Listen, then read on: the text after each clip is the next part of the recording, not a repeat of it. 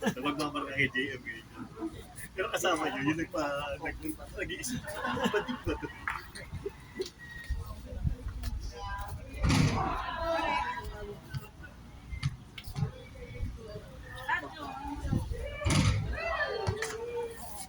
Oh,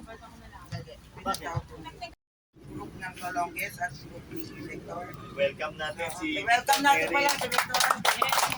si Rolly. Masinyo po. Si Rolly Vicencio. Dito, Rolly. Mabado. Yes, guys. Okay, so yun. After nung fight, may fight scene po yan, so medyo mahaba. After, sana matapos natin muna mabilisan yung eksena na yan bago tayo mag-lunch. Pero pag aabutin, definitely we'll cut and then go back after lunch. Tapos po, yung insert na, okay, habang nagre-rest sila Victor, kukunan ko ang Lolongges, nag-uusap for sequence 53. Same area habang may activity yung ibang inmates. Nandyan lang kayo sa ibang area.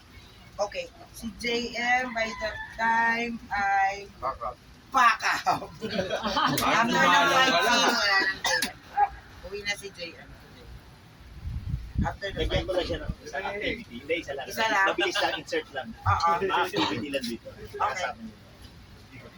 Yung mga Lolongges. Pero mabilis lang, mabilis lang. Basketball lang yun. Isang basketball. Hanggang 1 quarter. Laro lang, 12 minutes per quarter, tapos hindi running time yun. Okay. Pero lagyan lang natin para may activities na lang. Yeah.